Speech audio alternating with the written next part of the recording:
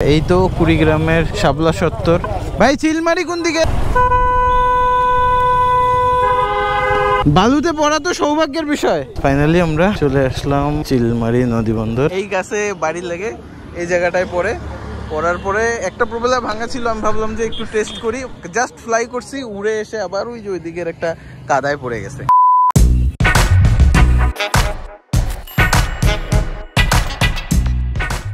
দেড় ঘন্টা লেটে আমরা লালমনিরহাট থেকে রওনা দিলাম। এখন সবাই মোটামুটি একটু তেল নিব আমাদের পাম্প থেকে, সামনে তেল নিয়ে একদম এক টান দিয়ে চলে যাব কুড়িগ্রাম। এক টান দিয়ে বড়বাড়িতে চলে আসলাম। বড়বাড়ি হচ্ছে কুড়িগ্রাম আর লালমনিরহাট জেলার একটা মিলনস্থল বলতে পারেন। ঢাকা থেকে বা রংপুর থেকে কুড়িগ্রামের রাস্তাটা যতটা সুন্দর, তার থেকে বাজে হচ্ছে আমাদের লালমনিরহাটের। আমরা সবসময় লালমনিরহাটবাসী এতটাই অবহেলিত হয়ে রয়েছি এবং কি বলবো, সামনেও কোনো দিক নির্দেশনা দেখতেছি না যে আমাদের 4 লেন বা কিছু হবে। ফাইনালি আমরা কুড়িগ্রাম ডিস্ট্রিক্টে ঢুকে গেলাম। এই তো কুড়িগ্রাম বাস স্ট্যান্ড আর এই তো কুড়িগ্রামের শাপলা চত্বর। ভাই চিলমারি কোন দিকে? চিলমারি সিলমারি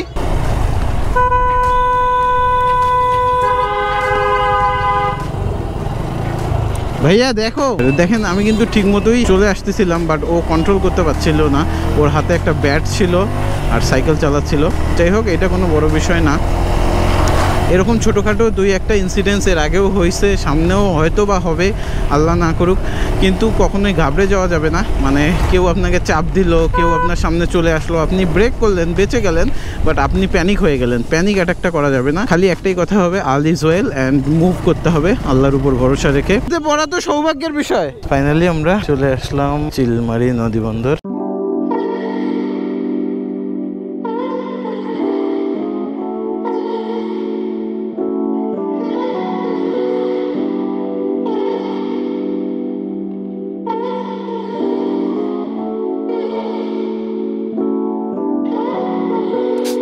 চিলমারি বন্দর থেকে একটু পাশে একটা সুন্দর জায়গায় আসছি।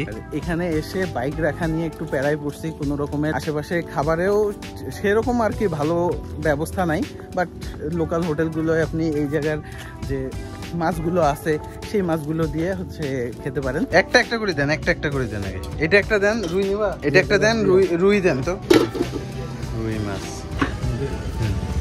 দেন। আগে টেস্ট করি নাকি? হ্যাঁ, আগে টেস্ট করি তারপরে আপনাদের পানি দেখাচ্ছি। এটা কি পানির সামনে? এটা কি রে? এটা তো আমাদেরই প্লেয়ার, রিয়াল মাদ্রিদের প্লেয়ার। এই হচ্ছে ঘটনা। এখানে এখন আমরা নামবো, গোসল টোসল করবো। দোস্ত কেমন লাগতেছে? যে আরব ভাই, তোমার ক্যামেরাটা আনতা একটু ভালো হইতো, ছবিটা তুলতাম। ক্যামেরা আনছো? ছবিটা তুলবো না আমরা? সেই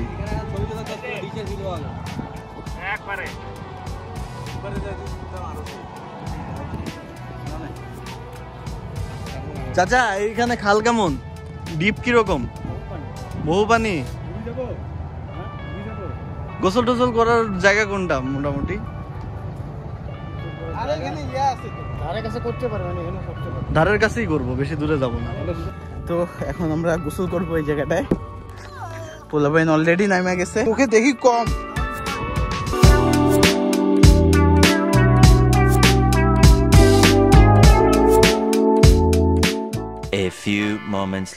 আলহামদুলিল্লাহ বিকেল 5টার মতো বাজে আর আমরা রওনা দিলাম লালমনিরহাটের দিকে।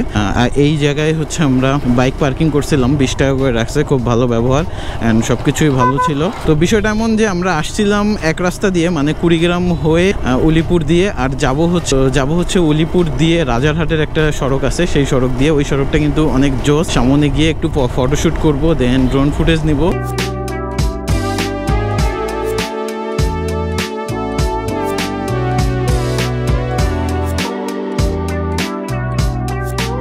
চিলমারি ট্যুর থেকে ফেরার পথে এই শটটি নেওয়ার জন্য ড্রোন অনেক দূর নিয়ে গিয়ে আমার ড্রোনটি ক্র্যাশ করে ফেলি। শিট, কি দোস্ত? ভাঙছে?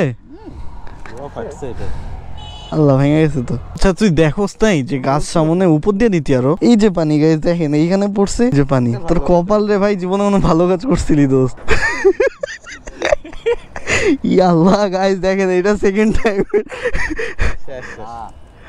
পরিষ্কার কর পরিষ্কার কর। কি আর করার, ড্রোনটা মনে হয় চলে গেছে। আর মানে ট্যুরটা খারাপ বলবো না, সব ঠিকঠাকই আছে আলহামদুলিল্লাহ। ওটা ঠিক করবো, না হলে সেল দিয়ে দিব। ভিডিওটা এখানেই শেষ করে দেই। একটু মন খারাপ, এটা স্বাভাবিক বিষয়। দেখা হবে পরের ভিডিওতে। টিল নাও, আসসালামু আলাইকুম।